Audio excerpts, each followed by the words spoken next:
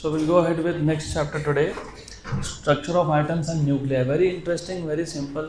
बहुत ही simple chapter है. सिर्फ important thing is that day 1 से पहले lecture से ध्यान होना चाहिए अच्छे से. तो that is why I will start with very basics. तो सबसे पहले आप मुझे बताओ कि chemistry में आपने पढ़ा होगा different atomic models. तो which different atomic models do you know? Sequentially, the first attempt to explain what is atom was given by no, it was Dalton. So सबसे पहले जो फर्स्ट एटॉमिक मॉडल है that is basically Dalton's model.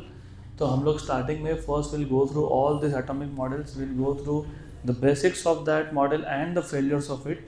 सिर्फ मैं Dalton का जो model है उसका फेल्यूर नहीं कवर करूँगा इन डिटेल, थोड़ा सा बताऊँगा. But then the first attempt in the recorded history of science to explain what is atom was given by Dalton, and it was back then in 1808. यहाँ पे सिर्फ ईयर्स भी याद रखना क्योंकि एग्जाम में नहीं पूछेगा आपको कौन से साल में आया था, लेकिन ये तुम्हारे नॉलेज के लिए होता है. तो according to Dalton all matter is composed of small hard indivisible particles called as atoms. मतलब जब तुम सब्सटेंस को ब्रेक करते जाओगे तो जो सबसे छोटा पार्टिकल बचेगा उसको बोल देते हैं एटम. और एटम का मतलब ही होता है indivisible, which can not be further divided. So according to him all the matter is compose of small hard क्योंकि it can not be further divided, indivisible particle known as atoms. Good. Atoms of a given element, क्योंकि now we know there are different elements, hydrogen है, helium है, etcetera etcetera. So atoms of a given element are identical and have a characteristic mass. मतलब हर एक element का जितने भी atoms होंगे उन सबके शेप्स, साइज एंड मास क्या होंगे, सेम. तो that is why atoms of given element are identical and have a characteristic mass. Atoms combine to form molecule. तो मॉलिक्यूल कैसे फॉर्म होता है? When this atoms combine they form a molecule, and molecule is the smallest unit of a compound. तो Dalton's atomic model में हम सिर्फ इतना ही देखने वाले हैं. तो smallest particle of matter which is indivisible is known as atom. Good. And of course all the atoms of a given element are identical in shape, size and mass. तो mass भी हर एक atom of the same element will be same. When these atoms combine to form a molecule which is smallest unit of a compound, then अभी ये Dalton's atomic model कहाँ fail हुआ उसके लिए तुमको पहले पता होना चाहिए. Thomson's atomic model 1808 1903, around 95 years. तो 95 ईयर्स तक मोर और लेस बीच में ऑफकोर्स अटेम्प्ट हुए टू फर्दर स्टडी एटम्स, लेकिन first major breakthrough was in 1903. और ये भी एक्सीडेंटल था. As I told you, physics में या साइंस में most of the discoveries are accidental. तो Thompson was actually studying production of light, electromagnetic radiation with the help of a spark discharge. तो accidentally what he noticed was, मैंने आप दोनों को साथ में बैठने के लिए मना किया है. गुड, जल्दी उठो वहाँ से. I did not want this to go in recording, but unfortunately करना ही पड़ता है. Good. So remember this discovery that Dalton's model is not correct was also accidental. Thomson was studying the production of electromagnetic radiation by gas discharge tube, and suddenly he realized कि cathode मतलब emitter, वहाँ से कुछ raise आ रहे हैं. अभी raise नाम देंगे क्योंकि तब तक पता नहीं था कि atom can further be divided और वहाँ से पार्टिकल्स भी इमिट हो सकते हैं. So he notice that cathode is emitting some rays, और ये जो रेज है एनोड के पीछे जो ग्लास प्लेट है वहाँ पे जब ये आएंगे तो they produce flashes of light, tiny flashes of light, जिसको सेंटिलेशंस बोलते हैं हम लोग. गुड. तो Thomson perform several experiments with a glass vacuum tube wherein a voltage was applied between the two electrodes, cathode and anode, inside an evacuated tube. ठीक है, vacuum है. Good. The cathode was seen to emit rays. Cathode मतलब emitter. One electrode seems to emit rays which produces glow. Glow मतलब tiny flashes of light, scintillations बोलते हैं. When they struck the glass behind the anode. तो cathode was found to emit some rays. यहाँ पे anode है, यहाँ पे cathode है. सो कैथोड से रेज आ रहे हैं और ये एनोड के पीछे जो ग्लास है, ग्लास क्योंकि ट्यूब के अंदर था ना तो पीछे का साइड ग्लास होगा, तो that glass show some glow, scintillations. Okay. So by studying the properties of these rays, पहले तो लगा कि rays है, लेकिन बाद में समझ में आया rays नहीं, they are particles. He concluded that the rays are made up of negatively charged particles which he called electrons. So that was the first time negatively charged particles were given the name of electrons. Good. तो ये first time था. Then which means जो Dalton का model था it is not correct, क्योंकि Dalton के model के हिसाब से एटम इज़ इनडिविजिबल, लेकिन यहाँ पे हमको ये देखने के लिए मिल रहा है कि मटेरियल में से नेगेटिवली चार्ज पार्टिकल्स बाहर आ रहे हैं. इसका मतलब atom can further be divided, क्योंकि नेगेटिवली चार्ज पार्टिकल इमिट होना मतलब atoms can further be divided. Good. So this demonstrated that atoms are not indivisible, they contain electrons which are emitted by the cathode. Then Thomson proposed his model of atom in 1903. According to his model, an atom is a sphere. So atom is spherical in shape, having uniform positive charge. तो जो charge है वो throughout sphere में spread है, uniformly spread positive charge. इसका मतलब positive charge एक single unit है, और उसके ऊपर electrons embedded है. तो electrons are small particles which are embedded on this uniform positive charge. So in which electrons are embedded. Embedded मतलब फॉर एग्जांपल मैं बहुत बार एग्जांपल देता हूँ, ये आपने हाइड एंड सीक बिस्किट देखा होगा. How does it look like? There is a base material, उसके ऊपर छोटे छोटे टॉपिंग्स होते हैं चॉकलेट्स के. तो जो बेस है वो पॉजिटिवली चार्ज यूनिफॉर्म स्फीयर है, और वो छोटे छोटे छोटे छोटे चॉकलेट के पीसेस आर लाइक इलेक्ट्रॉन. अब ये क्यों बोलना पड़ा? क्योंकि of course when you put forward some theoretical model, people will start asking you, इसने बोल तो दिया कि ये नेगेटिवली चार्ज पार्टिकल्स आ रहे हैं. गुड. तो पीपल विल स्टार्ट आस्किंग कि फिर पॉजिटिव चार्ज क्यों नहीं आ रहा.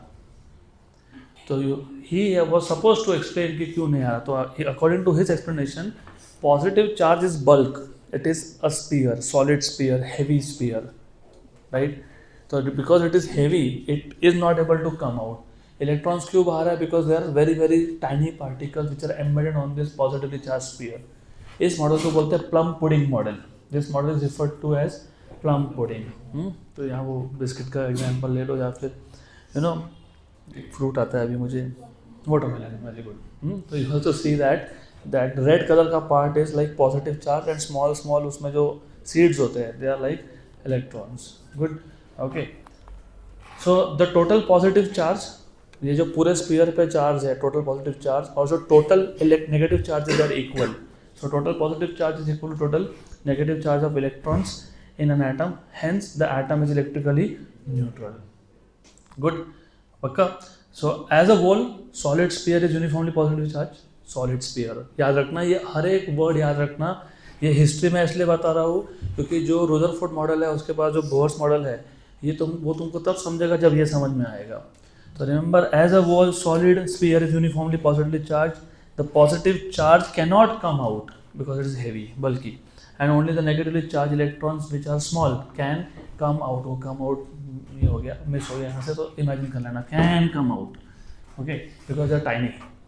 तो क्लियर यहाँ तक. अब आया रुदरफोर्ड्स का एटॉमिक मॉडल. तो Rutherford suggested some experiment to his students. उसने खुद ने नहीं किया, उसने सिर्फ सजेस्ट किया ऐसा ऐसा करो. Based on that experiment he made some conclusion, and on those observations और कंक्लूजन रुदरफोर्ड का एटॉमिक मॉडल बेस्ड है.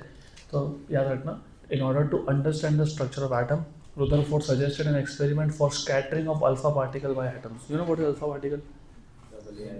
Double ionized helium atom, मतलब nucleus of helium atom, मतलब positively charged particles. तो Rutherford, in order to understand या in order to cross check, cross verify कि जो जो थॉमसन का मॉडल था वो करेक्ट है कि नहीं, he suggested an experiment of scattering of alpha particles, मतलब nuclei of helium by atoms. और कौन से एटम्स? तो यहाँ पे उसने जो टारगेट मटेरियल था, देखो अब यहाँ पे दो चीज़ें याद रखना. एक है alpha particles which will be in the form of a beam, और ये जो अल्फा पार्टिकल का बीम है ये हमें टारगेट पे जाके बम्बार्ड करने वाले हैं, और वो टारगेट है गोल्ड फॉइल. वो गोल्ड फॉइल क्यों है, गोल्ड एटम्स क्यों है, वो आगे बताऊँगा मैं. गुड. तो alpha particles are helium nuclei and are positively charge. तो ओवरऑल ये एक्सपेरिमेंटल सेटअप है. If you see this experiment, और इसको by the way Geiger Marsden experiment भी बोलते हैं. तो Rutherford's alpha particle experiment, scattering experiment, is also known as Geiger Marsden experiment, क्योंकि ये रुदरफोर्ड ने खुद ने नहीं किया, गीगर एंड मार्सडेन, ये रुदरफोर्ड के स्टूडेंट्स थे, तो they perform this experiment overall. तो as you see this is the source of alpha particle. अभी अल्फा पार्टिकल कैसे प्रोड्यूस होते हैं वो इसी चैप्टर में आगे आएगा। They are produce in nuclear reactions. So there is a source of alpha particle, there is a collimator, और मैंने आपको बताया था कॉलीमेटर मतलब क्या होता है। Collimator, listen to this. Collimator ये बीम को फोकस करता है, क्योंकि यहाँ से जब अल्फा पार्टिकल्स इमिट होंगे तो दे आर पॉजिटिवली चार्ज, तो they will repel each other, hence there will be a diverging beam of alpha particle. इस डाइवर्जिंग बीम को क्या करना है, converge, focus, narrow focus beam. इस प्रोसेस को बोलते हैं कॉलिमेशन। और एक कॉलिमेशन का प्रोसेस जो इंस्ट्रूमेंट करता है, डिवाइस करता है, उसको बोलते हैं कॉलीमेटर। अब यहाँ पे बीम का फोकस होना बहुत इंपॉर्टेंट है। You can not have a divergent beam, you have to have a convergent beam here. तो यहाँ पे कॉन्वर्जेंट बीम है, तो you have a beam of alpha particles. Good. तो ये बीम ऑफ अल्फा पार्टिकल को हमने कॉलीमेट किया with the help of collimator, and now this is made to incident. Here you see a gold foil, यहाँ पे gold foil है, and there's a circular detector. Can you please turn off the AC? There's no need of AC nowadays, so please don't turn it on again and again. तो यहाँ से alpha particle आए, beam कॉलीमेट हुआ, narrow focus beam बना alpha particle का। there's a gold foil which is like target for us. ये alpha particle का beam जाएगा इस गोल्ड फॉइल पे, and there's a circular detector, almost 360 तुम घुमा सकते हो इसको। और बाय द वे ये डिटेक्टर में actually there is a microscope, will come to that also. तो there are 4 different parts of this experimental setup. So the Rutherford scattering experiment is also known as Giger-Marson experiment, and it consists of source of alpha particle, there is a collimator, there is a gold foil, and there is movable circular detector, which is basically a microscope. Now coming to the point, why gold? Why not something else? Because of some special properties of gold, yes, but number 2, you have to understand कि ये scattering experiment है। Scattering experiment में एक particle दूसरे particle के साथ या दूसरे एटम के साथ इंटरैक्ट करेगा और उसका पाथ चेंज होगा। Now imagine alpha particle, you remember this is helium nucleus, 2 protons 2 neutrons. अगर यहाँ पे मैं कोई लाइटर एलिमेंट लेता, लाइटर जिसका एटॉमिक नंबर या मास नंबर कम है, तो होता ये, because of interaction of alpha particle, वो खुद टारगेट भी अपनी जगह से मूव हो जाता। क्योंकि देखो अल्फा पार्टिकल पॉजिटिवली चार्ज, और वो एटम में भी न्यूक्लियस पॉजिटिव चार्ज, पॉजिटिव में क्या होगा, वेरी गुड। तो खुद वो टारगेट एटम भी डिस्प्लेस हो जाता। तो अगर वो खुद डिस्प्लेस हो रहा है because of the interaction electromagnetic force, तो तुमको जो भी ऑब्जर्वेशन मिलेंगे वो सही नहीं है, क्योंकि एटम खुद डिस्प्लेस हो गया। तो हमको ये जो टारगेट एटम्स है, उन एटम्स का जगह फिक्स रखना होता है, लोकेशन फिक्स रखना होता है, तो हमको कुछ हेवी न्यूक्लियाई यूज करना पड़ता है। Gold is heavy. You know what is Z value of gold? Z मतलब atomic number, not mass number. नहीं पता? सोने के चैन पहन के घूमते हो, और सोने के तुमको साइंस के स्टूडेंट्स के लिए you have to know this, and you also should know that gold is nothing special, it is expensive because of its special properties and rare earth element की कैटेगरी में आता है शायद, if I am not wrong, 69, 79 Z की value for gold, AU बोलते ना उसको, कितना होता है नहीं पता, चेक करके आना, कल चेक करके आना, आगे काम में आएगा ये। तो एनीवेज, तो आज के छोटा सा असाइनमेंट है, it is 79 if I am not wrong, उसमें भी दिया होगा, एनीवेज गुड। देन अब रिमेंबर, इसका पूरा वर्किंग समझ लो पहले। ये जो गीगर-मार्सन एक्सपेरिमेंट है, and you remember there is a source of alpha particle, collimator, gold foil, then you have a circular detector in the form of a microscope which can be move 360 degree. So सबसे पहले alpha particle from the source are focused into narrow beam with the help of a collimator. This focused beam of alpha particle is made to fall on gold foil. The scattered particle produce scintillation. Scintillation मतलब tiny flashes of light. तो ये जो alpha particle का scattering हो रहा है, अब देखो क्या होता है, ये जो सर्कुलर डिटेक्टर है ना, इस पे हम एक स्पेशल टाइप का मटेरियल लगाते हैं, उसका एक स्पेशल नाम भी है, तो वो नाम अभी हम बाद में देखेंगे। लेकिन जब उस पर कोई भी पार्टिकल जाके हिट करेगा तो वो tiny flashes of light produce करेगा, उसको बोलते हैं सिंटिलेशंस। क्या बोलते हैं? सिंटिलेशंस। गुड। तो this detector is basically coated with a special type of material. When any type of particle hits or is incident on this detector, it produces tiny flashes of light known as scintillations. तो ये alpha particle आया gold foil पे, वहाँ से interaction की वजह से इसका स्कैटरिंग हुआ एंड सिंटेशन प्रोड्यूस हुए, और ये scintillations are measured at all the angles. So the scintillations were measured with the help of microscope which can be moved to cover different angles. तो अलग अलग एंगल्स पे scintillations were measured. अब before coming to observation, अगर हम मान लेते हैं कि थॉमसन का एटॉमिक मॉडल करेक्ट है, तो उसके हिसाब से प्लम पुडिंग मॉडल की बात कर रहा हूँ मैं, तो यूनिफॉर्म सॉलिड स्फीयर मतलब कौन? Positively charged, right? अभी अल्फा पार्टिकल आया, राइट? तो alpha particle is positive, this is also positive and this is uniform and this is solid. तो इट इज एक्सपेक्टेड कि ये गोल्ड टारगेट के पीछे मतलब 0 डिग्री पे एक भी पार्टिकल हमको मिलना नहीं चाहिए, क्योंकि alpha particle can not pass through this solid positively charge nucleus अब तक वर्ड आया नहीं वैसे, uniformly charge positive sphere of gold. लेकिन हो मतलब बेसिकली 0 डिग्री पे तुमको कितना डिटेक्शन मिलना चाहिए? 0। उल्टा होता है, सबसे ज़्यादा डिटेक्शन तुमको मिलता है 0 डिग्री पे, अनस्कैटर्ड अल्फा पार्टिकल्स। गुड। तो most of the alpha particle passes undeviated. इसका मतलब थॉमसन ने जो बोला कि जो पॉजिटिव चार्ज है it is in the form of a solid sphere, वो गलत है, क्योंकि अगर सॉलिड स्फीयर होता तो अल्फा पार्टिकल पास नहीं हो पाते।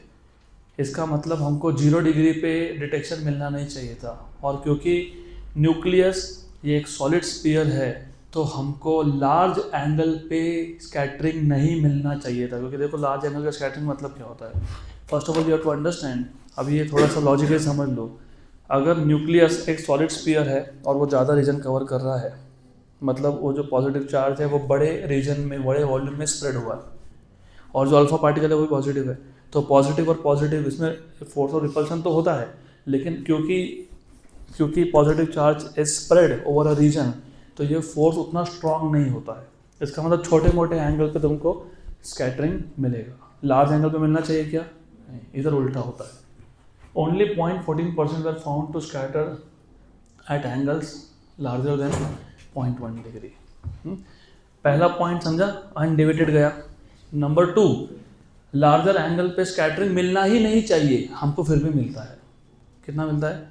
0.14। लार्जर एंगल मतलब लाइक 180 डिग्री, बैक स्कैटरिंग बोलते हैं। ये सिर्फ तब पॉसिबल हो सकता है when the positive charge is not uniformly spread through a larger volume, it is in a very small region, तब जाके लार्जर एंगल पे स्कैटरिंग मिलेगा, नहीं तो मिलना ही नहीं चाहिए था। लेकिन यहाँ पे मिला, कितना मिला? 0.14। कम मिला लेकिन मिला, तो 0.14% were found to scatter at angles larger than 0.1 degree. Remember, about 1 in 8,000 is deflected at angle greater than 90। 8,000 में से एक अल्फा पार्टिकल 90 डिग्री से ज़्यादा एंगल पे स्कैटर हुआ, and about 1 in a million, 1 million में से अबाउट एक पार्टिकल इज बैक स्कैटर्ड मतलब it is deflected at 180 degree. तो नंबर 1, अगर थॉमसन का मॉडल करेक्ट होता तो नंबर 1, 0 डिग्री पे अनडिवाइडेड एक भी अल्फा पार्टिकल जाना नहीं चाहिए था। उल्टा है, most of them go undivided. और अगर ये पॉजिटिवली चार्ज यूनिफॉर्म स्फीयर होता तो लार्ज एंगल पे स्कैटरिंग मिलना ही नहीं चाहिए था, फिर भी मिलता है। कम मिलता है लेकिन मिलता है, only 0.14%। 1 in 8,000 is scattered at an angle of greater than 90 and 1 in a million at 180. Good. अब based on this observations, जो गीगर मार्सन एक्सपेरिमेंट के ऑब्जर्वेशन थे, based on this observation Rutherford ने खुद का एटॉमिक मॉडल प्रपोज किया। तो he concluded that the large scattering angle is possible only because alpha particles are repelled by a massive positive center and he called it as nucleus. Massive का मतलब large size नहीं होता है, massive का मतलब मास ज़्यादा होना, और वो पूरा मास एक छोटे से रीजन में फोकस्ड होना। तो अकॉर्डिंग टू रुदरफोर्ड, ये जो लार्ज स्कैटरिंग तुमको मिल रहा है, large angle scattering, it is only possible when alpha particle is repelled by a tiny region at the center of atom which is massive and which is positively charged, और उसको पहली बार बोला गया nucleus.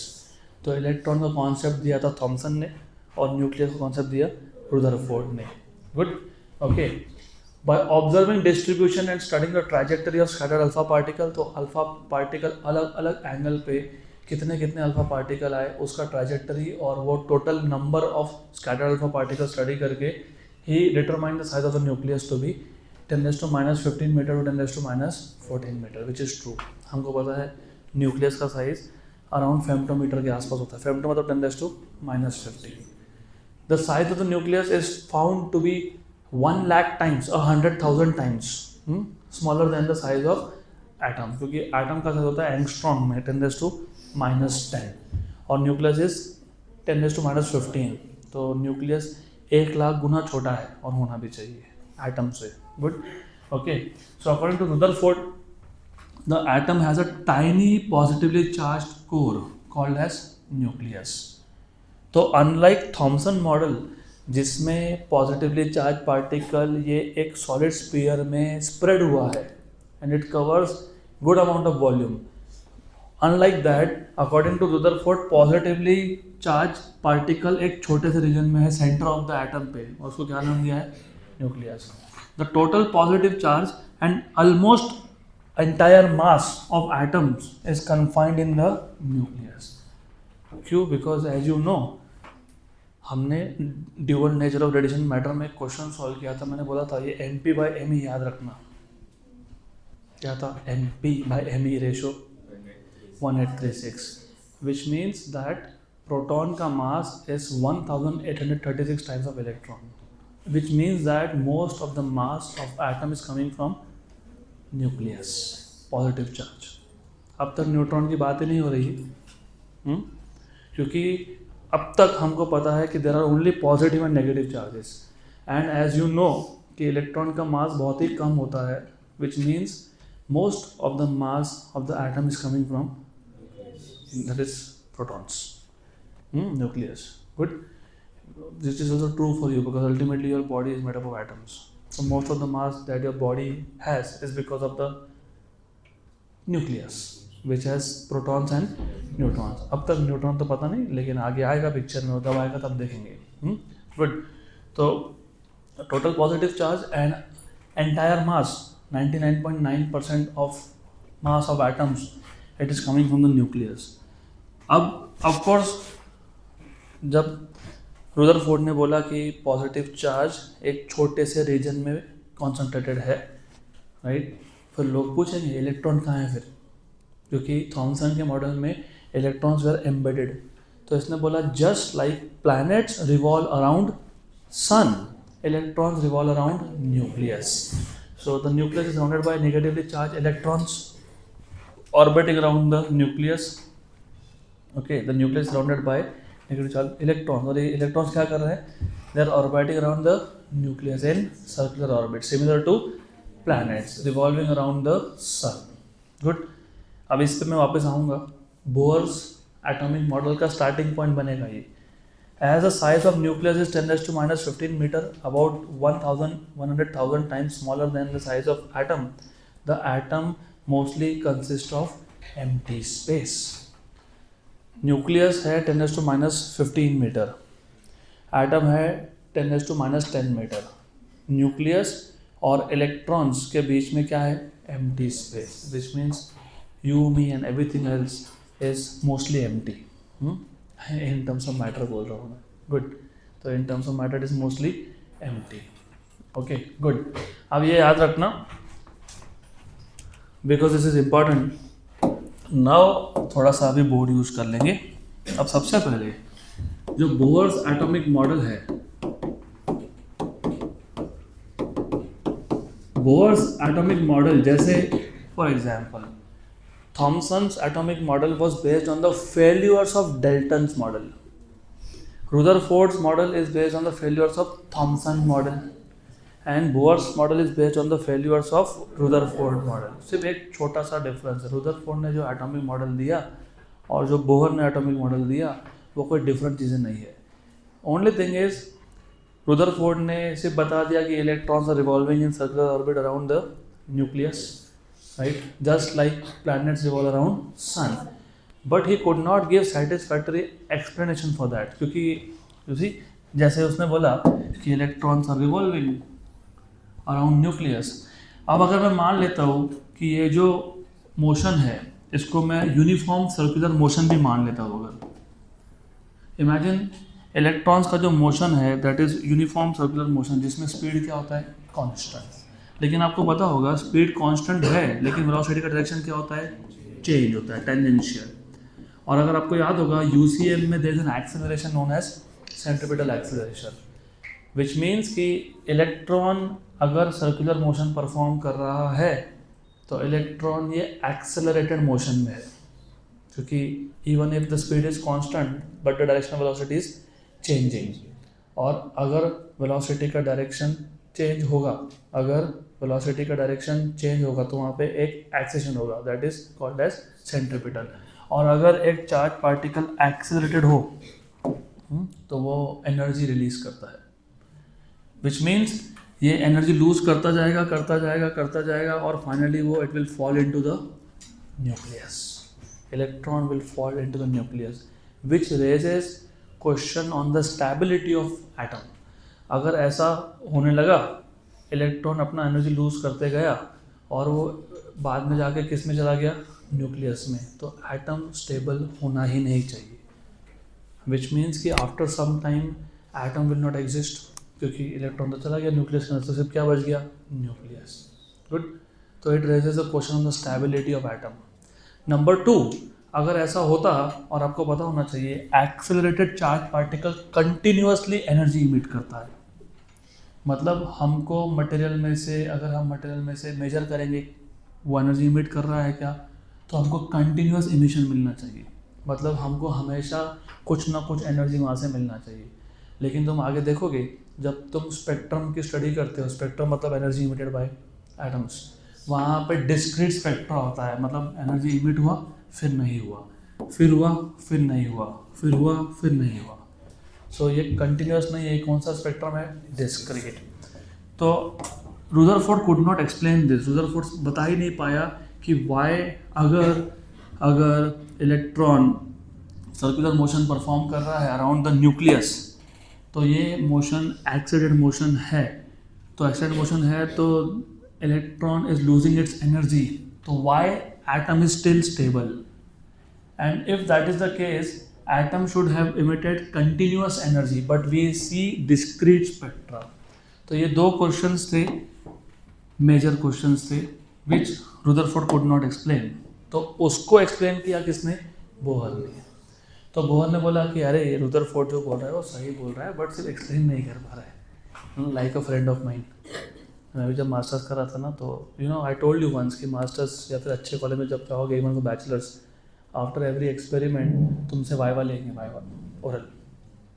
नहीं आया अगले हफ्ते आओ, तैयारी करके हो, नहीं आया अगले हफ्ते आओ, पूरे सेमेस्टर में नहीं आया अगले सेमेस्टर में आओ. और बहुत प्रेशर होता है, यू डोंट हैव टाइम. तो वंस व्हाट हैपेंड, हमको एक साथ 10 एक्सपेरिमेंट का वाइवा देना था. तो we decided to split half half, आधे तू कर आधे मैं करता हूँ.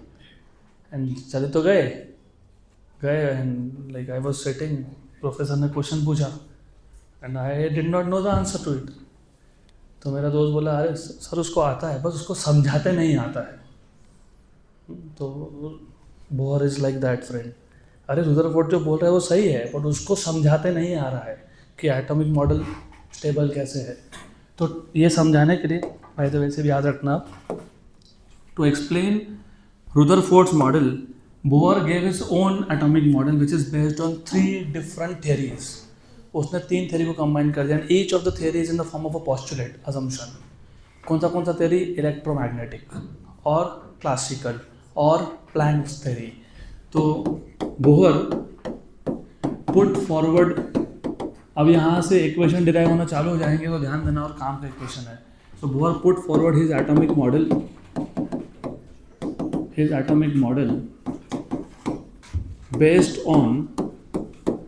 based on three theories. Number one, based on electromagnetic theory, और मैं सिक्वेंशली लिख रहा हूँ. इलेक्ट्रोमैग्नेटिक थ्योरी में पहला पोस्टुलेट बनेगा, देन क्लासिकल थ्योरी नॉर्मली क्या होता है मे भी आपको नहीं पता होगा, पर I will tell you what is the meaning of classical theory also. देखो ये जो मॉडर्न फिजिक्स है ये बहुत लेट आया, मतलब 19th सेंचुरी के बाद ही आया, जब हमारे पास सफिशिएंट टेक्नोलॉजी था टू स्टडी सब एटॉमिक पार्टिकल्स. उससे पहले हम लोग नॉर्मली प्लैनेट्स के मोशन को स्टडी करते थे, क्योंकि पता नहीं था हमको इतना कुछ. तो प्लैनेट के मोशन से स्टडी करके जो थ्योरी बना उसको बोलते हैं क्लासिकल थ्योरी. तो this is old theory which is basically related to heavy bodies like planets. And Planck's theory, और आपको पता ही है प्लैंक्स थ्योरी क्या है, that the energy is emitted in the form of small packets of energy known as photons. तो ये जो तीन थ्योरी कंबाइन करके बोहर ने जो एटॉमिक मॉडल दिया, it is put forward in the form of 3 postulates. तो पहला पोस्टुलेट बहुत सिंपल है, postulate 1, an electron revolves around the nucleus in circular orbit. और आपको पता है सर्कुलर मोशन के लिए कौन सा फोर्स चाहिए होता है, तो सेंट्रीपिटल फोर्स कहाँ से आ रहा है, every force has a source, तो कहाँ से आ रहा है. Yo one in the black T shirt, उठो वहाँ से, पहली बेंच पे बैठो आप. यू यस यू अरे यू तुम ही ब्लैक टी शर्ट हो, yes you come and sit here, थोड़ा नींद कम आएगा. गुड. तो for every circular motion there is necessary force which is called as, और तो सेंट्रीपिटल फोर्स का सोर्स होता है, मैंने आपको ग्रेविटेशन में भी बताया था. When a satellite revolves around circular orbit around earth, तो necessary centripetal force is given by gravitational force. अब यहाँ पे इलेक्ट्रॉन नेगेटिवली चार्ज पार्टिकल है और न्यूक्लियस पॉजिटिवली चार्ज पार्टिकल है, तो जो इलेक्ट्रॉन मोशन परफॉर्म कर रहा है वो सर्कुलर है, तो सेंट्रीपिटल फोर्स का सोर्स कौन होगा, इलेक्ट्रोस्टैटिक फोर्स. देखो इसलिए बोला इलेक्ट्रोमैग्नेटिक थ्योरी. तो electron revolves around the nucleus in circular orbit and the necessary centripetal force is provided by force of attraction between the nucleus and the electron. अब यहाँ से आगे जितने भी इक्वेशन बनेंगे वो सारे के सारे इक्वेशन तुमको कम से कम आज के लेक्चर में तो पूरे लगने वाले हैं. तो electron revolves around the nucleus, electron revolves around the nucleus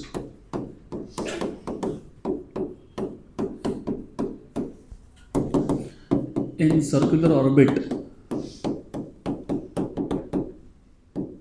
and the necessary centripetal force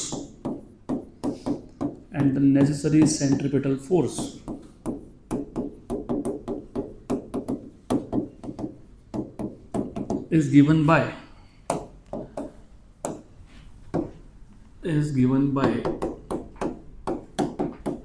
electrostatic force of attraction between the nucleus and the electron.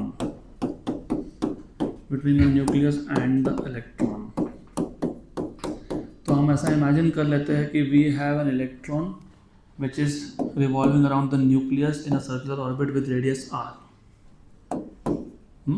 So consider an electron of mass m. Consider an electron of mass m revolving around the nucleus in a circular orbit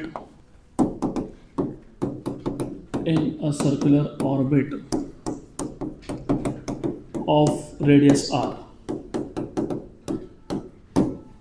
Good. So therefore centripetal force, necessary centripetal force is equal to what? Electrostatic force of attraction. What is the formula of centripetal force? mv² by R. किसका m लिखोगे यहाँ पे, nucleus का कि electron का? Electron का। क्यों? क्योंकि who is performing circular motion? Electron. तो इलेक्ट्रॉन का मास लिखना, नहीं तो न्यूक्लियस का मास लिख के आ जाएंगे। गुड, तो डोंट डू दैट। ओके, वैसे भी अब तक सिखाया नहीं, वो आगे आएगा। What is electrostatic force of attraction between two charge particles? 1/4πε0 Q1। Q1 is ZE। What is ZE? Charge on nucleus. ZE इसलिए क्योंकि अगर हाइड्रोजन का न्यूक्लियस होगा तो उसमें एक ही पॉजिटिव चार्ज होता है, तो 1E। हीलियम होगा तो 2E, राइट? तो लिथियम होगा तो 3E, बराबर। गुड, तो Z stands for atomic number and it tells you the number of protons inside the nucleus. You have to know this atomic number and mass number. Atomic number is the total number of protons inside the nucleus, क्योंकि proton में जितना, मतलब nucleus के अंदर जितना proton होता है, जितना पॉजिटिव चार्ज होता है, उतना का उतना नंबर ऑफ इलेक्ट्रॉन भी होता है। तो कई बुक्स में लिख देते हैं the total number of electrons in an atom is called as atomic number. It is the number of proton. क्योंकि अगर मैंने सपोज एक इलेक्ट्रॉन भगा दिया, मतलब आयन बना लिया, तो जेड नंबर चेंज होगा क्या? नहीं। इलेक्ट्रॉन नंबर चेंज हो गया? हाँ। तो Z number is the number of protons. और mass number is the total number of protons and neutrons. अब मास नंबर क्यों बोला? क्योंकि अभी बताया मैंने, मास कहाँ से आ रहा है? न्यूक्लियस से। तो total number of protons and neutrons को क्या बोल देते हैं? Mass number. Good, into -E।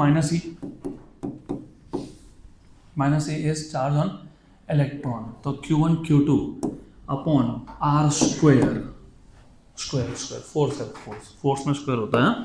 ये और ये हो गया कैंसल। वो हम फिलहाल कैंसिल नहीं करेंगे, वो आगे करेंगे, इसे पता रहा हूँ मैं, कैंसिल हो जाएगा वो। अभी तो फिलहाल हमको सिर्फ पोस्टुलेट देखना था, तो पोस्टुलेट हो गया 1/4πε0 with minus sign of course ZE² by R²। Minus sign लिखते नहीं है। क्यों नहीं लिखते? क्योंकि हम लोग मैग्नीट्यूड की बात कर रहे हैं।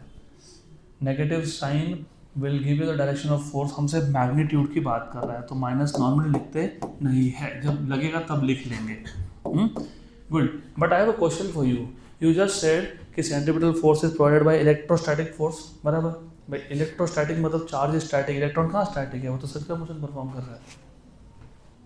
तुमने बोला ना इलेक्ट्रोस्टैटिक फोर्स, मैंने जानबूझ के लिखा इलेक्ट्रोस्टैटिक, मतलब charge should be at rest. Electron कहाँ रेस्ट पे है? वो तो सर्कुलर मोशन।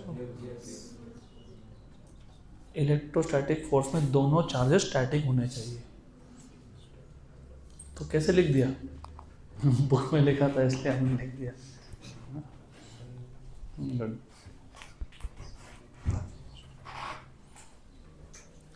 अगर इलेक्ट्रॉन अपने ऑर्बिट में किसी भी पोजीशन पे हो, will its distance from nucleus change? इसके लिए हम लोग इसको इलेक्ट्रोस्टैटिक मान सकते हैं, because ultimately the distance should not change. That is why electrostatic. Good, okay. Then second postulate, पहला पोस्टुलेट बेस्ड था इलेक्ट्रोमैग्नेटिक थ्योरी पे, दूसरा पोस्टुलेट बेस्ड है क्लासिकल थ्योरी पे, postulate number 2।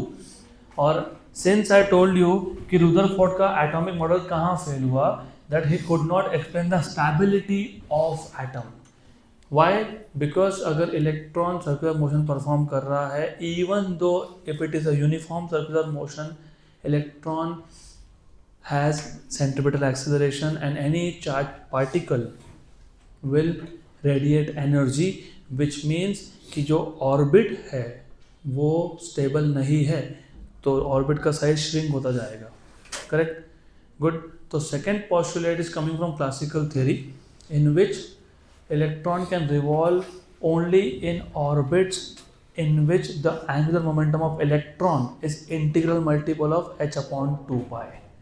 Such orbits are known as stable orbits or stationary orbits or permitted orbits or allowed orbits, and when electron is in such orbit जहाँ पे electron का angular momentum integral multiple of h/2π है, तो electron energy radiate नहीं करता है।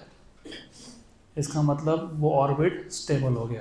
तो remember postulate 2 is based on classical theory, क्योंकि क्लासिकल थ्योरी में किसी भी पार्टिकल का सर्कुलर मोशन हो तो angular momentum is integral multiple of something.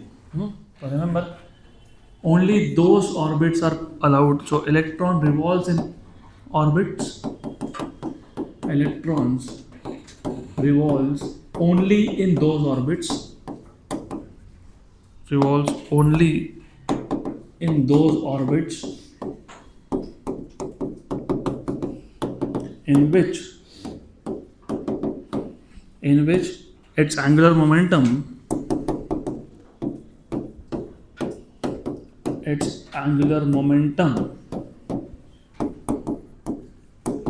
is integral multiple of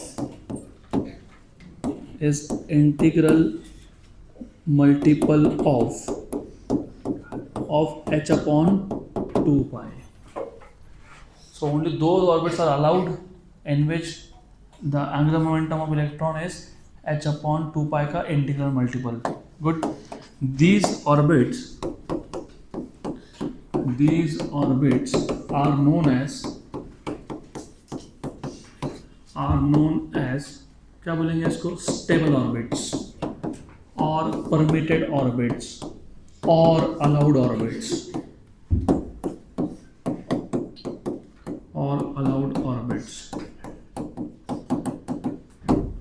okay, good. And electrons do not radiate energy in these orbits, and electrons do not radiate energy in these orbits.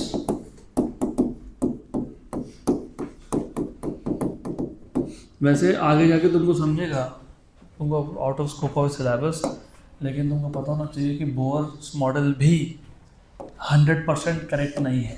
It is not a correct model. उसका one of the reasons is सिर्फ बोल देने से थोड़ी होता है. उसने बोल दिया कि integral multiple of electron is angular momentum of electron is integral multiple of h upon 2 pi.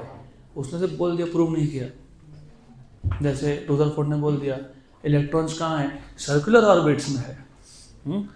Right, circular orbit में है तो चार्ज पार्टिकल तो एनर्जी रेडिएट करना चाहिए, अगर वो करेगा तो स्टेबल ऑर्बिट नहीं है, तो ही हैड नो आंसर. तो पॉस्टुलेट देने से बोहर ने बोल दिया, वो करेक्ट थोड़ी हो जाता है, उसने प्रूव नहीं किया. तो आगे जाके तुम देखोगे this becomes the failure of the theory. Good. लेकिन तुम्हारे लेवल तक it is the accepted model of atom which is actually not correct. आगे जाके देखोगे तुम.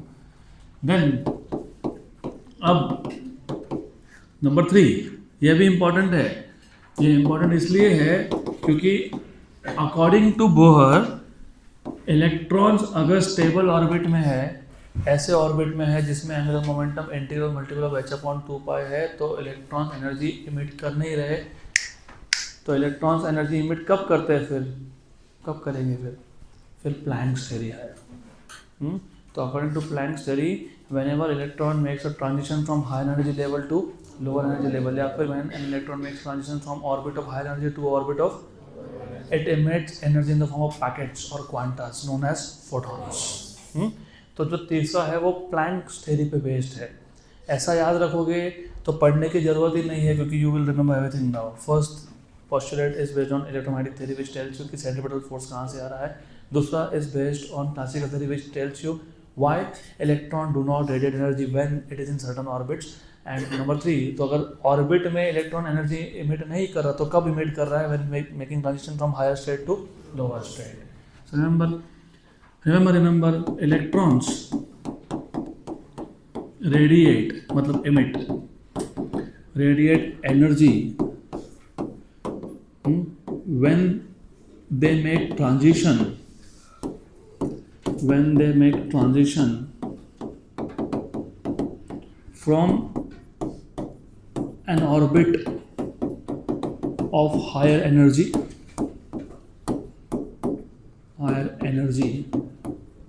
to an orbit of lower energy. Thus, therefore, electrons बड़बड़ बंद करो, radiate energy in the form of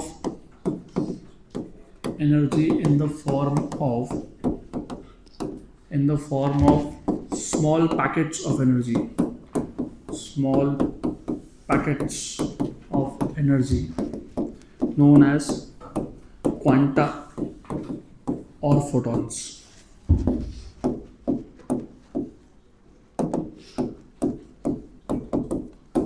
Or photons. Good. Coming back to postulate number 2. यहाँ पे एक formula लिखना रह गया तो लिख देता हूँ, क्योंकि काम में आएगा, नहीं भी लिखते तो कोई फर्क नहीं पड़ता वैसे, लेकिन आगे काम में आएगा तो अभी लिख देता हूँ फॉर्मूला यहाँ पे. Angular momentum of electron L is integral multiple of h upon 2 pi. तो L इक्वल्स टू क्या आ गया, NH upon 2 pi. Good. Where n is known as principal quantum number and it tells you कि electron कौन से orbit में है. तो where n is known as principal quantum number और उसकी वैल्यू होती है 1 2 3 4, कैन नॉट बी 0, क्योंकि तुम 0 बोल दोगे तो ऑर्बिट नंबर 0, ऐसा नहीं होता है. और एंगुलर मोमेंटम होता है क्या, mvr. तो mvr equals to NH upon 2 pi. तो n is 1 2 3 onwards and is known as principal quantum number. Good. Now coming back here. तो अब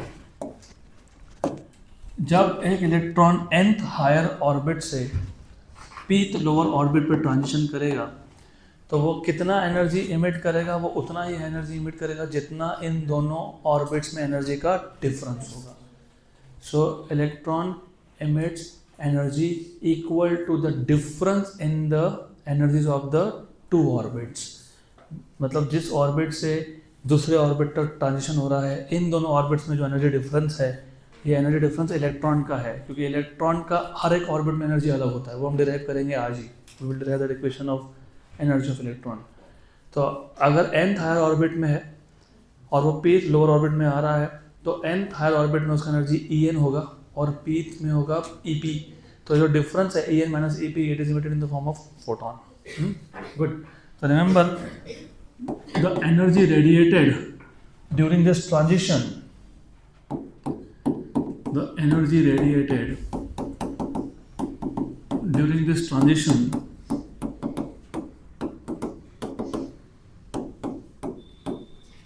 is equal to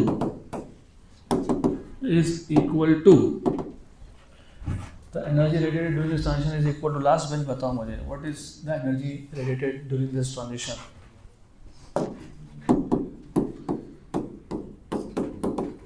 बताओ. अब से पूछ लो लास्ट बेंच कॉर्नर, जल्दी.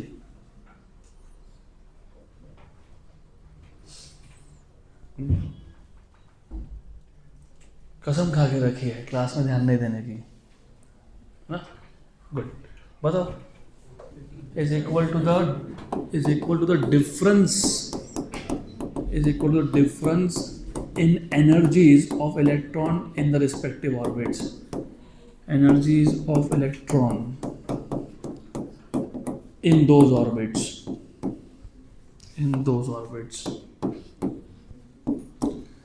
So let us say let electron makes a transition from nth higher orbit to pth lower orbit. So let an electron makes a transition from nth higher orbit to pth lower orbit.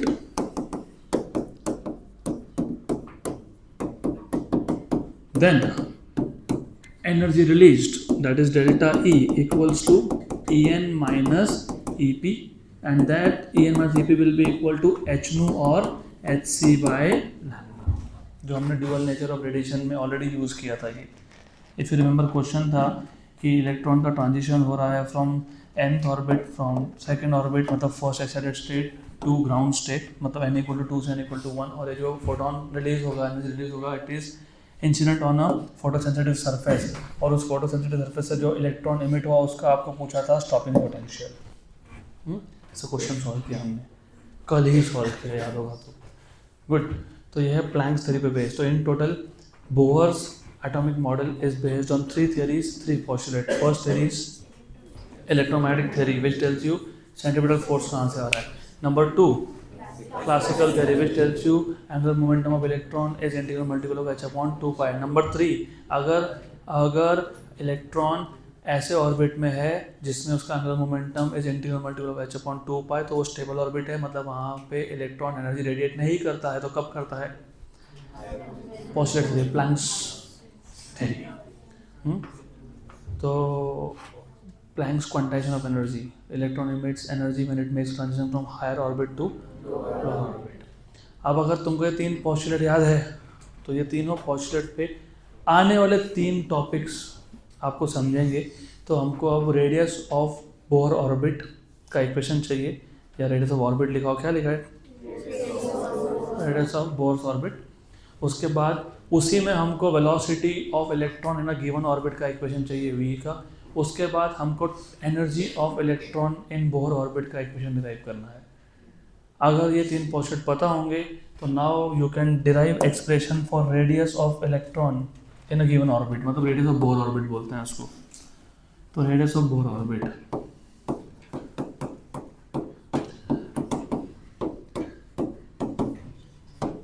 हमारे लिए बहुत easy है क्योंकि ये सब theory develop लोग करके गए। But remember for the first time जब बोर ने ऐसा बोला होगा कि electrons are in stable orbits in which they don't emit energy, तो लोग पूछेंगे अच्छा फिर सारे इलेक्ट्रॉन्स का ऑर्बिट सेम है क्या, सेम रेडियस है क्या, कि अलग अलग रेडियस में है, मतलब सेंटर से अलग अलग डिस्टेंस पे है। गुड, तो फिर वो डिराइव कर देना चाहिए ना। तो हम लोग पहला और दूसरा पोस्टुलेट यूज़ करते हैं, first and second postulate use करते हैं to derive expression for radius of Bohr orbit. So we know that, do you know, you must know, according to first postulate, mv square by r equals to 1 by 4 pi epsilon 0 z square by r square. Good. अब मैं वो बोलने नहीं वाला, यहाँ पर लिखने वाला, consider an electron revolving around the nucleus in an circular orbit with radius r, वो तुमको पता है, अजम्पशन है वो मेरा। Good, okay. तो अब ये और ये हो गया कैंसल आउट। तो यहाँ से तुमको मिल गया v स्क्वायर, तो v स्क्वायर आ गया 1 by 4 pi epsilon 0 z square by mr, equation 1। But we also know that, do you also know that second postulate mvr equals to nh upon 2 pi, तो v equals to nh upon 2 pi mr. So therefore v square equals to n square h square upon 4 pi square m square r square. Equation number 2. Now from 1 and 2 दोनों का left hand side same है तो right hand side भी same होगा, equal है तो equal आएगा। So therefore from equation number 1 and 2. Therefore from 1 and 2 you get left hand side of this and left hand side of the equation 2 are same, so right hand sides will be same. So you get n square h square upon 4 pi square m square r square equal to equal to क्या, equal to what, equal to 1 by 4 pi epsilon 0 1 by 4 pi epsilon 0 z e square by mr, not m square r square, not mr square, it is mr. Okay, तो जो cancel होता है cancel कर लो, mr गया, एक गया, 4 गया, पाई भी गया। तो आपको सिर्फ यहाँ से एक r बचेगा, उसको शिफ्ट कर देना वहाँ पे। तो r इक्वल्स टू यहाँ पे क्या बचा, n स्क्वायर h स्क्वायर, और ये एप्सिलॉन 0 यहाँ पे आ गया, यस। तो n square h square epsilon 0 upon, देखो ये r उधर गया, ये यहाँ पे आया, तो ये क्या बचा इधर नीचे, पाई और m, पाई और m और e स्क्वायर और z। मैं z को और n स्क्वायर को सिर्फ यहाँ लिख रहा हूँ, तो देख लो पहले तुम, ये है कैसा इक्वेशन, चेक कर लो, होना चाहिए। आया ऐसा, h square epsilon 0 upon pi m e square n square by z। अभी n स्क्वायर बाय z को अलग से लिखने का एक ही रीज़न है, that you should notice radius is proportional to n square.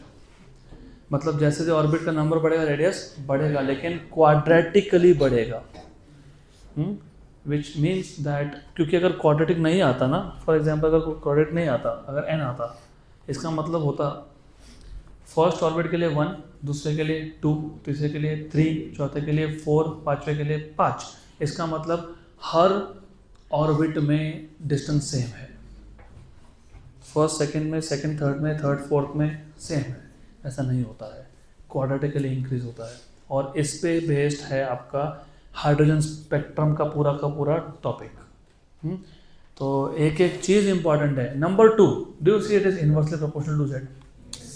अब ये भी क्यों होना चाहिए, उसका भी लॉजिक है और याद रखना पड़ेगा, और कोई डिफिकल्ट चीज़ नहीं है। जेड मतलब number of protons inside the nucleus. अब एक बात समझो, जैसे जैसे हम लोग प्रोटॉन का नंबर बढ़ाएंगे न्यूक्लियस में, तो न्यूक्लियस में और इलेक्ट्रॉन में फोर्स ऑफ अट्रैक्शन बढ़ेगा। फोर्स ऑफ अट्रैक्शन बढ़ेगा तो रेडियस श्रिंक होना चाहिए, क्योंकि मोर अट्रैक्टिव फोर्स मतलब इलेक्ट्रॉन प्रोटॉन मतलब न्यूक्लियस का डिस्टेंस इज लेस, करेक्ट। तो इनवर्सली प्रोपोर्शनल होना चाहिए, logically speaking it should be inversely proportional.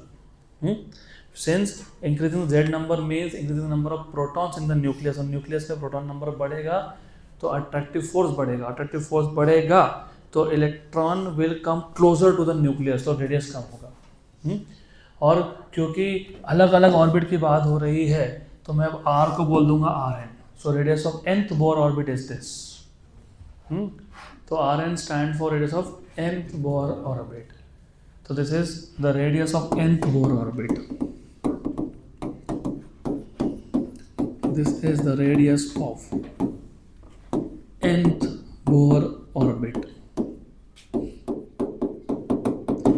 Now for n equals to 1, मतलब फर्स्ट बोर ऑर्बिट के लिए, for n equals to 1, you see if I put n equals to 1 and अगर मैं hydrogen atom भी मान लेता हूँ, if I take hydrogen atom, फिलहाल मत मानो, बाद में करते हैं, but n equals to 1 तो डालो, और n equals to 1, you see this is constant, epsilon 0 भी, ये भी, ये भी, ये भी कांस्टेंट, तो इसको R0 बोलते हैं। आपके बुक में R1 लिखा है क्या? 0.5371 एंगस्ट्रॉम ऐसा है। R1 डिनोट किया है Rn में n इक्वल टू 1 करने के बाद book to book notation change होता है। फर्स्ट ऑर्बिट की बात हो रही है, तो फर्स्ट ऑर्बिट और फॉर हाइड्रोजन एटम जब बोलोगे, for n equals to 1 and z equals to 1 कर देता हूँ, मतलब for hydrogen atom, for hydrogen atom, क्योंकि हाइड्रोजन एटम ही है जिसका z वैल्यू 1 होता है। तो आपको एक वैल्यू दी होगी 0.5371, उसको नोटेशन आपके बुक में क्या दिया है, डोंट रिमेंबर, R1 बोला है क्या? R, हाँ चलो कोई बात नहीं, मैं R1 बोल देता हूँ। 0.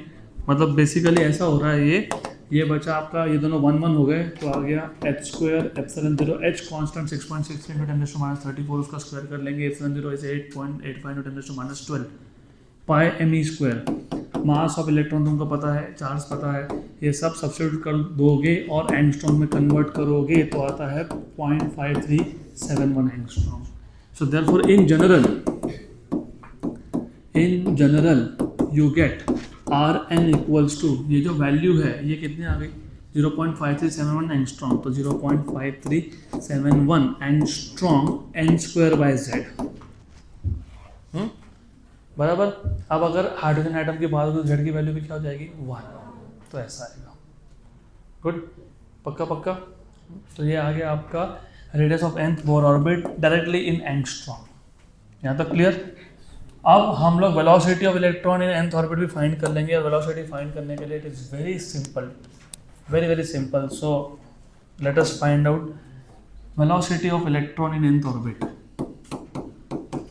Velocity of electron in nth orbit, ऐसा कोई सेपरेट टाइटल नहीं दिया है आपके नोट्स में, मैं सिर्फ यहाँ पर लिख के दे देता हूँ। It's a simple thing. यहाँ पे अभी आपको बोर्स का सेकंड पॉस्टुलेट यूज़ करना है, क्योंकि वेलोसिटी का एक्सप्रेशन वहीं से मिलेगा, mvr इक्वल्स टू nh/2π। तो we will start with second postulate. We know that m v r equals to n h upon 2 pi. Good. तो V equals to n h upon 2 pi m r. लेकिन अभी R का equation हमने अभी derive किया. ये वहाँ पर सब्स्टिट्यूट कर दो.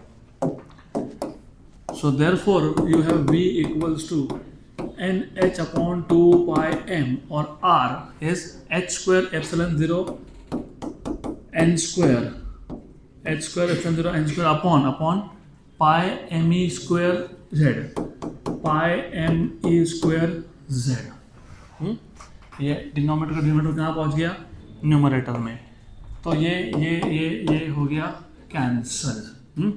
एक h एक n भी हो गया कैंसल. तो v इक्वल्स टू ये बचा कौन? e स्क्वायर, और z को मैं साइड में लिखता हूँ. अपॉन क्या बचा? 2h एप्सिलॉन 0, और n को ऐसा लिखता हूँ. देखो ऐसा इक्वेशन है कि स्पीड का. Yes. Now important is to remember proportionality. अब लॉजिकली स्पीकिंग फिर बात वही है, डायरेक्टली प्रोपोर्शनल टू z क्यों होना चाहिए और इनवर्सली प्रोपोर्शनल टू n क्यों होना चाहिए. देखो z नंबर बढ़ेगा मतलब नंबर ऑफ प्रोटॉन्स बढ़ेंगे न्यूक्लियस में, मतलब इलेक्ट्रॉन और न्यूक्लियस में फोर्स ऑफ अट्रैक्शन बढ़ेगा. फोर्स ऑफ अट्रैक्शन बढ़ता है तो force is mass into acceleration. तो उस इलेक्ट्रॉन का एक्सेलरेशन होगा, विच मीन उसका स्पीड भी बढ़ेगा. And inversely proportional to n क्यों होना चाहिए? अगर n नंबर बड़ा है तो रेडियस बड़ा होता जा रहा है. रेडियस बड़ा होता जा रहा है मतलब डिस्टेंस बढ़ रहा है. डिस्टेंस बढ़ेगा तो फोर्स ऑफ अट्रैक्शन कम होगा, और फोर्स ऑफ अट्रैक्शन कम होगा तो स्पीड. तो that is the logic and this is how you should remember. तो सिर्फ इक्वेशन डिराइव नहीं करने होते, डिराइव तो कोई भी कर लेगा, उसमें से साइंस समझना इज मोर इम्पॉर्टेंट. तो रेडियस के लिए directly proportional to n square by z, और स्पीड के लिए directly proportional to z by n. Good. तो this is the expression for speed of electron. अगर हाइड्रोजन एटम की बात हो रही होगी तो z की वैल्यू 1 कर देना, और फर्स्ट ऑर्बिट ग्राउंड स्टेट होगा तो n की वैल्यू भी 1 कर देना. तो you get some value which is a constant value. Good. अब हमको फाइंड करना है एनर्जी ऑफ इलेक्ट्रॉन. क्या दिया title? Energy of electron in Bohr orbit. ठीक है. Energy of electron in nth Bohr orbit. Energy of electron इन, मैं nth Bohr orbit ही लिख रहा हूँ क्योंकि हम nth ऑर्बिट के लिए ही सॉल्व करने वाले हैं. nth Bohr orbit. It is again very simple. ये पूरा चैप्टर ही सिंपल है. Logically speaking, as you know that any particle can possess two types of energy. One is kinetic energy on account of its motion. The other is potential energy depending on its location या position in some other field. तो यहाँ पे electron first of all is revolving around the nucleus, so it is in motion. तो it has which type of energy? Kinetic. But it is also in the potential of nucleus. इसका मतलब वो nucleus के field में है, तो उसके पास potential energy भी है. Kinetic energy because of its motion, and potential because it is in the field of nucleus. So electron revolving around the nucleus, electron revolving around the nucleus has both kinetic and potential energy. Kinetic because it is in motion, and potential because it is in the potential of या फिर field of nucleus. वो सब notes में लिखा है अच्छे से, मैं यहाँ पे ज़्यादा लिखने नहीं वाला. So therefore the total energy of an electron in nth Bohr orbit is the sum of kinetic plus potential. Equation 1. अब अगर आपको पोटेंशियल एनर्जी डायरेक्टली याद है तो अच्छी बात है, नहीं याद होगा तो लिखना पड़ेगा आपको. Potential energy is potential into charge. जैसे gravitational potential energy is gravitational potential into mass. या फिर अगर आपको डायरेक्ट याद होता minus G m1 m2 by R gravitation में, यहाँ पे होता 1/4π q1 q2 by R. Square मत बोलना, वो फोर्स होता है. तो 4 फार्मूला याद रखना, एक्चुअली 5 याद रखना चाहिए. फोर्स अभी 1/4πε0 को मैं बोलने वाला हूँ k, capital k q1 q2 by R square. वहाँ पे g m1 m2 by R square. Field K Q by R square, वहाँ पे G M by R square, potential K Q by R minus G M by R, potential energy K Q one Q two by R minus G M one M two by R, work done in moving a charge through a potential difference Q into delta we, वहाँ पे work done in moving a mass, so potential difference is an delta we. तो अगर याद है तो well and good, तो you remember that potential energy is potential, किसका potential, proton का, मतलब न्यूक्लियस का, आर डिस्टेंस पे जहाँ पे इलेक्ट्रॉन चक्कर काट रहा है, ये पोटेंशियल है, into charge of electron which is minus, क्योंकि electron has a negative charge, और वैसे भी बाउंड सिस्टम है, अट्रैक्टिव फोर्स है, तो माइनस तो लगता ही है ना। यस मैंने इसलिए बोला था वहाँ पे, इसलिए मैंने बोला था फर्स्ट पोस्टुलेट के टाइम कि हम लोग यहाँ पे मैग्नीट्यूड ऑफ फोर्सेस की बात करें तो मैं माइनस नहीं लिख रहा हूँ, लेकिन जब तुम मैग्नीट्यूड्स की बात नहीं करते हो और वैसे भी पोटेंशियल एनर्जी ये स्केलर क्वांटिटी है, इधर डायरेक्शन का तो काम ही नहीं है, तो तुमको इक्वेशन ओरिजिनल फॉर्म में लिखना पड़ेगा विद माइनस साइन, नहीं लिखे तो आंसर गलत आएगा। ओके तो minus one by four pi epsilon zero z e square by r. अब एक प्रॉब्लम ये हो गया, क्योंकि मैंने पोटेंशियल एनर्जी लिख दिया in terms of one by four pi epsilon zero, तो मुझे काइनेटिक एनर्जी भी इसी फॉर्म में लिखना पड़ेगा to simplify the given equation. अब काइनेटिक एनर्जी होता है हाफ एम वी स्क्वायर, तो हम लोग एक काम करेंगे, हम लोग फर्स्ट पॉस्टुलेट यूज कर लेंगे। तो फर्स्ट पॉस्टुलेट के अकॉर्डिंग क्या था, याद है क्या, m v square by r equals to क्या था, याद आ रहा है, one by four pi epsilon zero z a square by r square. ये आर कैंसिल होगा ना फिर, तो आर आ जाए, इधर आर है तो इधर आर लाना पड़ेगा लॉजिकली स्पीकिंग।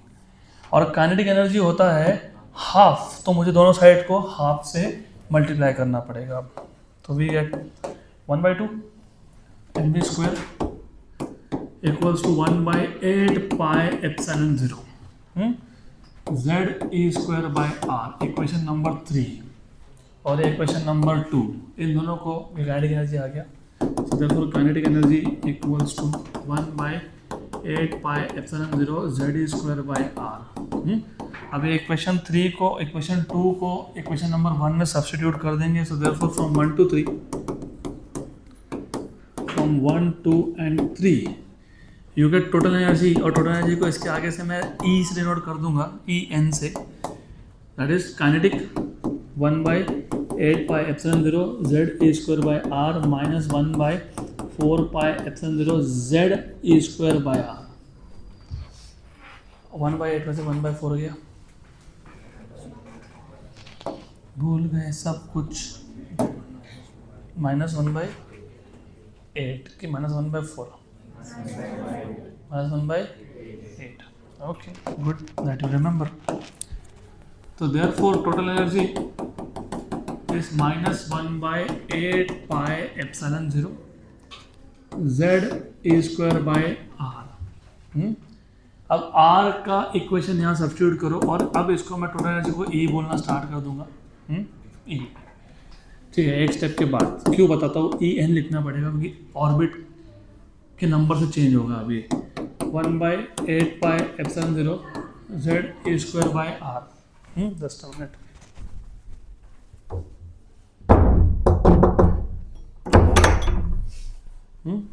तो z e square by r, and what is r, याद होना चाहिए। अब दिस इज बहुत बार हो गया, अब h square epsilon 0 n square upon हो गया ऊपर पाई एम ई स्क्वायर, भूल गए z भूल गए ना आप, that is the reason that you have to remember there is this z also, pi M E square and साथ में z, करेक्ट, z स्क्वायर बन जाएगा वो, that is correct, but you have to remember now pi pi by by, pi और pi हो गया cancel. तो total energy को मैं अभी En बोलना स्टार्ट कर देता हूँ,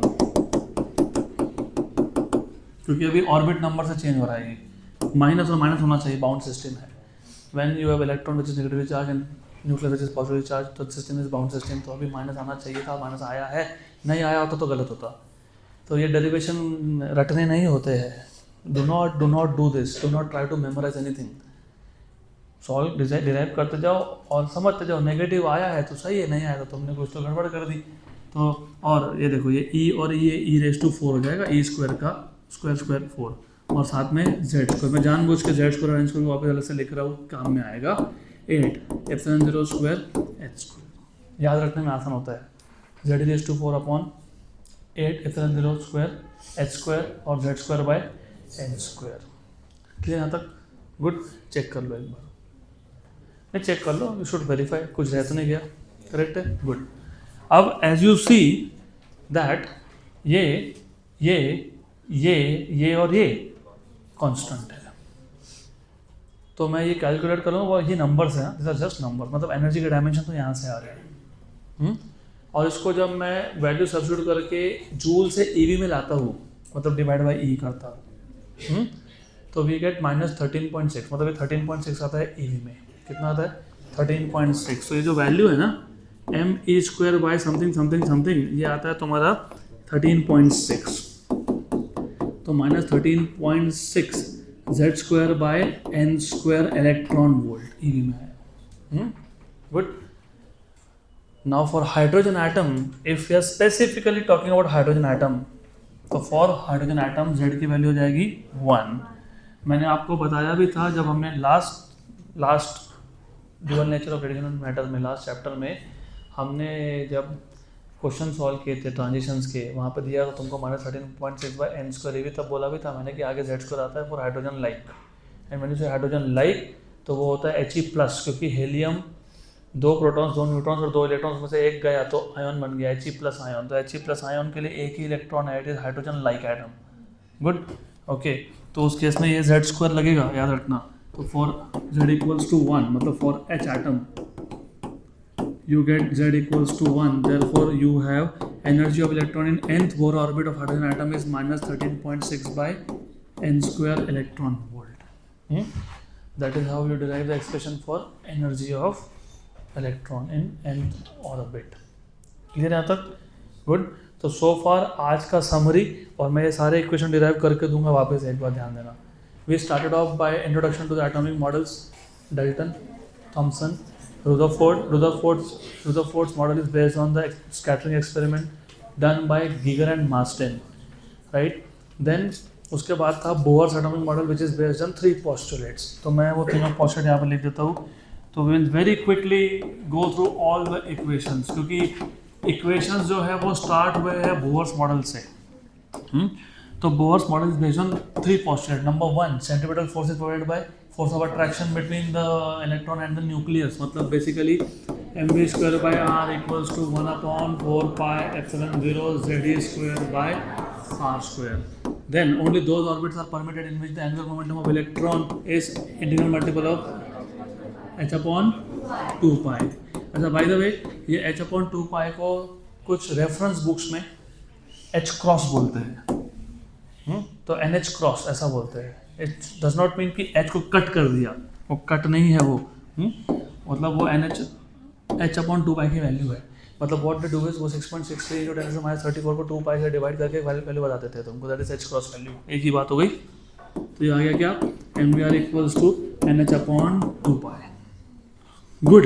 the third one, electron emits energy when it makes transition from higher nth orbit to lower pth orbit, and that is in the form of a photon. ऐसे बारे में लिख लेना बाद में, doesn't matter really. फिर हमको रेडियस ऑफ ऑर्बिट डिराइव करना था, उसके लिए हमने पहले 2 postulates यूज कर लिए, फर्स्ट 2। तो you have mv square by r equals to 1/4 pi epsilon 0 z square by r square. Then you cancel it out, then you get v square equals to 1/4 pi epsilon 0 z square by mr, equation number 1.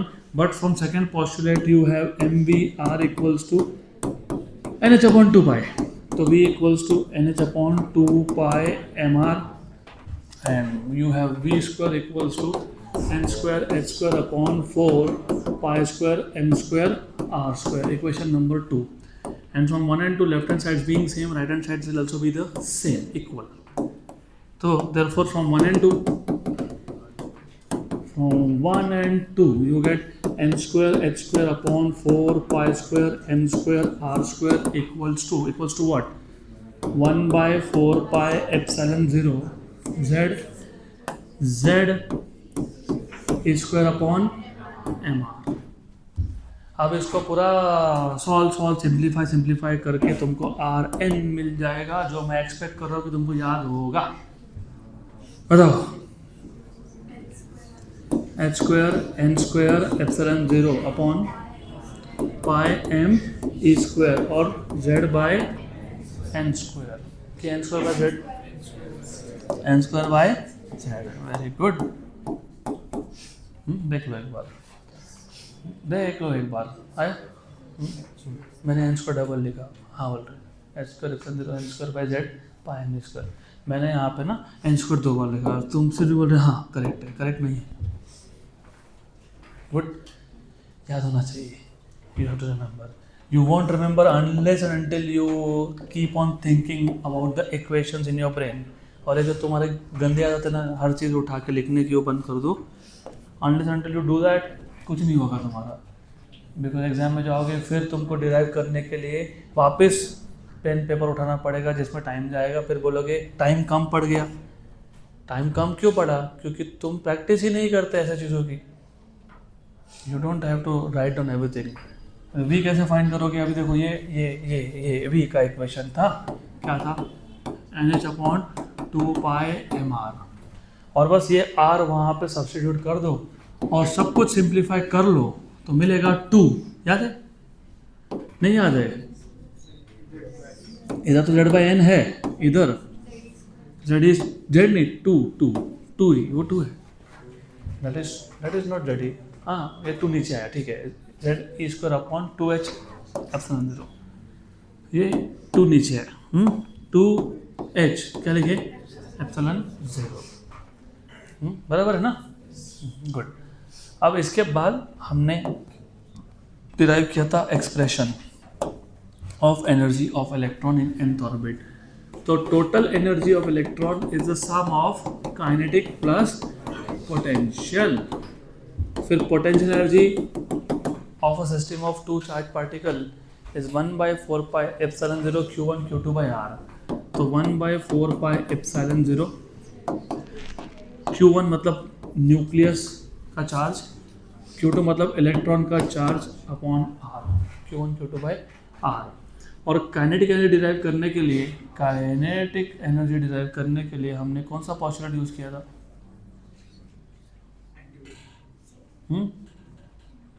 कौन सा postulate use किया था? First mv square by r equals to 1/4πε0 z e square by r square. एक r cancel, half से multiply कर लिया, तो half mv square equals to 1/8πε0 z e square by r। ये गया पहले इक्वेशन में, तो तुमको मिल गया टोटल एनर्जी का एक्सप्रेशन। क्या आएगा? हाँ ठीक है, 1/8πε0 z e square by r minus 1/4πε0 z e square by r। तो ये आ जाएगा आपका टोटल एनर्जी का expression, minus 1/8πε0 z e square by r। Then you put substitute for r। What is r? h square epsilon 0, हाँ epsilon 0 n square upon pi m e square z। तो जो cancel हुआ वो cancel हुआ, ये नहीं हुआ, नहीं, ठीक है, कोई बात नहीं, ओके गुड। तो E n इक्वल्स टू क्या आएगा? m e raise to 4 z square by n square को साइड में कर देते हैं, 8/0 h स्क्वायर n स्क्वायर। फिर इसकी वैल्यू आती है तो minus sign of course 13.6 electron volt. है that clear? Good. So will stop for today.